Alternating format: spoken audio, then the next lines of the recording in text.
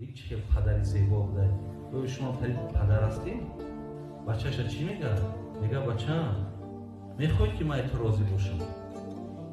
میخوای که من در حق دوی خیر کنم؟ ببین شرط پدر چیه؟ نمازات بخوان.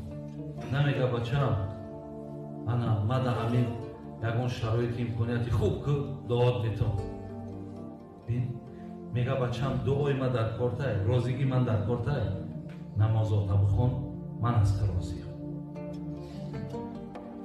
دویم چیزی که لقمان بچه‌ش میگه کجایی ده بچه‌م شیشتی امر معروف و نهی منکر کن.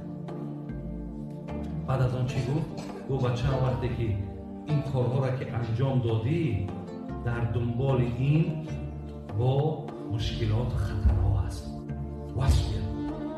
بچه‌م صبر بسیار پاداش بزرگ دارد، بسیار پاداش بزرگ.